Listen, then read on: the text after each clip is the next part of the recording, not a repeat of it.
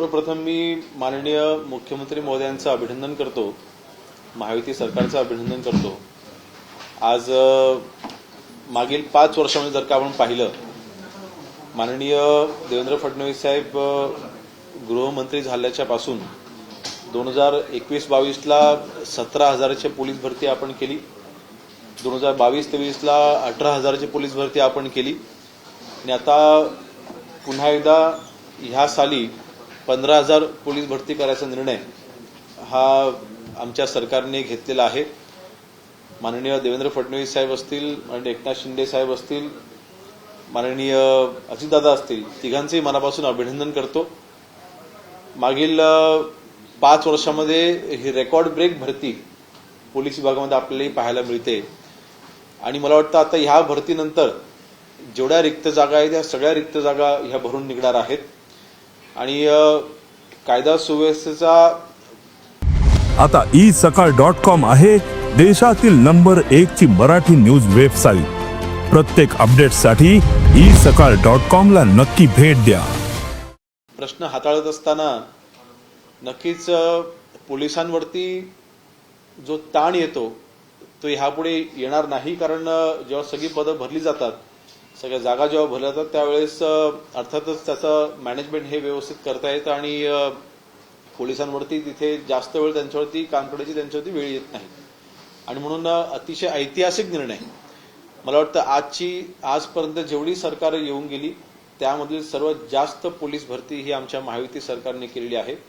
माननीय एकनाथ शिंदे साहेब मुख्यमंत्री असताना मागील सरकारमध्ये जवळपास 35,000ची पोलीस भरती झाली आणि आज देवेंद्र फडणवीस साहेब मुख्यमंत्री असताना ही शेवटच्या टप्प्याची ही जी पोलीस भरती 15,000 जणांची जी आहे त्या घ्यायचा निर्णय आज कॅबिनेटने घेतलेला आहे। नक्कीच अभिनंदनास्पद हा निर्णय आहे। प्रत्यक्ष कधी अंमलबजावणी होऊ शकते या वर्षी?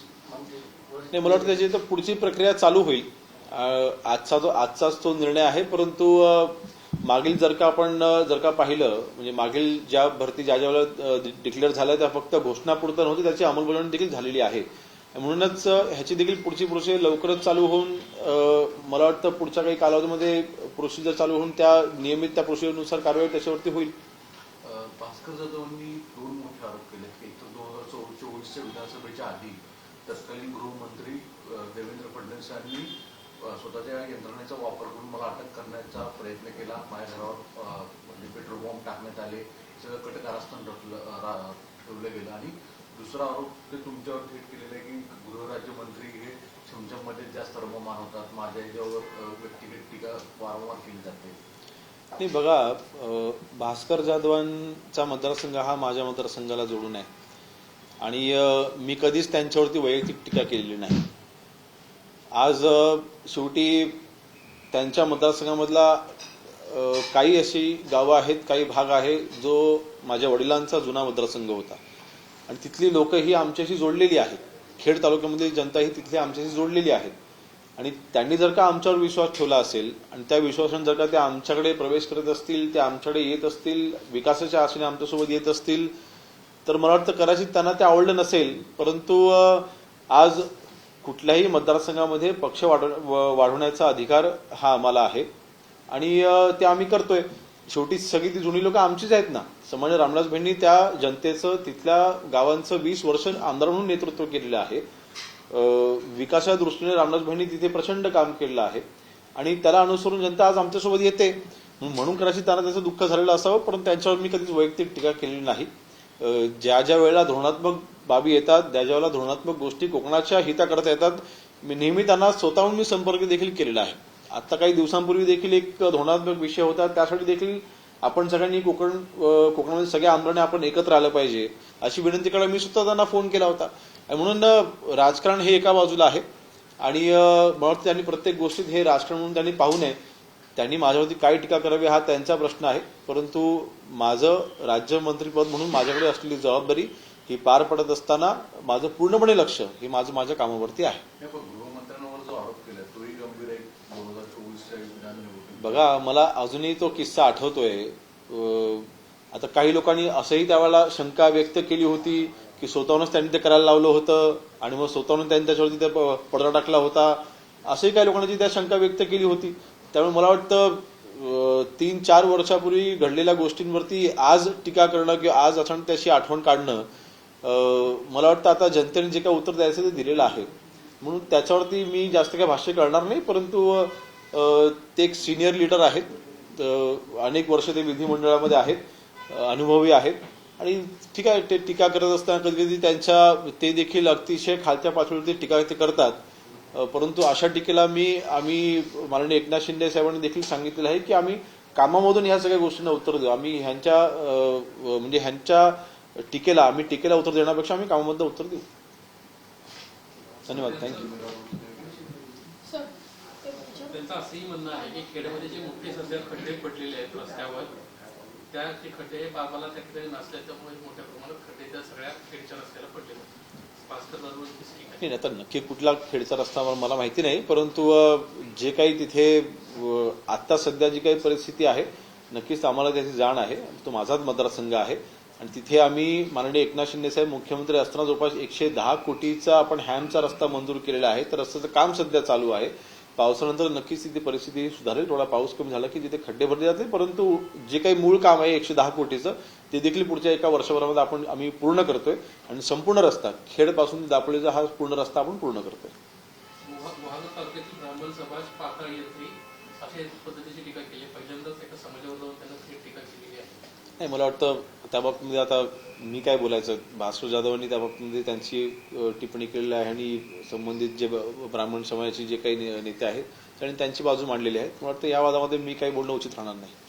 सर, वसई गायगाव परिसरामधून एका 12 वर्षाच्या मुलीला रेस्क्यू करण्यात आलेला आहे. त्याच्यासोबत काही अन्य मुली देखील होत्या. मात्र 200 लोकांनी रेप केल्याचं हे प्रकरण समोर त्या निमित्तानं येताना बघायला मिळत आहे. त्याचं बांगलादेशी कनेक्शन असलेलं देखील पाहायला मिळत आहे. कसं बघताय? नाही, माननीय मुख्यमंत्री महोदयांनी अगोदरच क्लिअर केलेलं आहे, स्पष्ट केलेलं आहे की एकतर बांगलादेशींच्या बाबतीमध्ये आपल्या कारवाया ह्या आपण अग्रेसररित्या करतो आहोत. सदर जी घटना आहे ती अर्थातच दुर्दैवी आहे आणि त्याची संपूर्ण सखोल चौकशी करायचे निर्देश हे दिले गेलेले आहेत आणि जे कोणी दोषी असेल त्यांच्यावरती कडक कारवाई ही केली जाईल. आमदार संजय गायकवाड म्हणाले की 9 ते 10 महिन्यापासून सरकारमधून आमदारांना निधी मिळत नाहीये, सरकार अडचणीत चाललेलं आहे आणि वारंवार मंत्रालयाची हेलपाटे काढायला लागतात तर सुद्धा निधी दिला जात नाही. त्यांचं वक्तव्य मी काही पाहिलेलं नाही, परंतु आज सरकारमध्ये राज्यमंत्री म्हणून असताना निधीचं वाटप हे देखील सुरळीत चालू आहे. निधीचं जे काही नियोजन करायचं आहे ते देखील सुरळीत चालू आहे. आपणच काही दिवसांपूर्वी पाहिलेलं आहे की अनेक चांगल्या योजना ह्या आम्ही राज्यामध्ये राबवत असताना त्याच्यामध्ये निधीची कुठलीही कमतरता नाही. आज किंबहुना अशा काही नवीन योजना देखील आपण आणल्या ज्याच्यामध्ये आपण सवलती देखील दिलेल्या आहेत. खास करून माननीय मुख्यमंत्री महोदयांकडे असलेले जे खातं आहे वीज पुरवठ्याचं, त्याच्यामध्ये देखील अनेक चांगल्या सवलती ह्या वीज धारकांकरता या तिथे डिक्लेअर झालेल्या आहेत. अशा अनेक योजना आहेत. घरकुला जर का आपण पाहिली, जवळपास 30 लाख घरं आपण राज्यामध्ये आपण तिथे उभी करत आहोत. केंद्र सरकारच्या माध्यमातून त्याला चांगला निधी प्राप्त झालेला आहे. राज्याचा हिस्सा देखील आपण त्याला जोडतो आहोत. अनेक अशा गोष्टी आहेत. पोलीस विभागामध्ये देखील माननीय मुख्यमंत्री मोदयांच्या निर्देशानुसार आणि त्यांच्या नेतृत्वाखाली अनेक चांगले निर्णय आपण केले आहेत. कालच 2 दिवसापूर्वी माननीय मुख्यमंत्री मोदयांनी पुण्याला जी उद्घाटन केली पोलीस विभागाची, मला वाटतं एक ऐतिहासिक तिथे जे काही निर्णय आमचं सरकार घेत आहे आणि त्याच्यामध्ये निधीच्या कुठली अडचण नाही. नक्कीच त्या बाबतीमध्ये कुठली अडचण मला तरी दिसत नाही. उपमुख्यमंत्री आज कॅबिनेटला नव्हते. उपमुख्यमंत्र्यांसोबत काही आपलं बोलणं झालं का? कारण ते काश्मीरलाच असल्याची माहिती आहे. बघा, आज माननीय मुख्यमंत्री उपमुख्यमंत्री महोदय शिंदे साहेब हे महाराष्ट्रातच नाही आहेत. ते काय त्याला आपण जाणून बुजून ते आले नाहीत किंवा असे कुठल्याही तिथे तर्कवितर्क आपण कोणी लावू नये. माननीय एकनाथ शिंदे साहेब असतील, फडणवीस साहेब असतील, अजितदादा असेल, तिघांमध्ये अतिशय चांगलं कोऑर्डिनेशन आहे आणि अतिशय चांगल्यारीत्या आमचं सरकार हे पुढे चाललेलं आहे. शिंदे साहेब हे काश्मीर दौऱ्यावरती असल्यामुळे ते येऊ शकले नाहीत. देश विदेशातील प्रत्येक घडामोडींचे लाईव्ह अपडेट मिळवण्यासाठी आता साम टीव्हीच्या सर्व सोशल मीडिया प्लॅटफॉर्मला लाईक, फॉलो आणि सबस्क्राईब करा. तसंच सर्व नोटिफिकेशनसाठी बेल आयकॉन प्रेस करायला विसरू नका.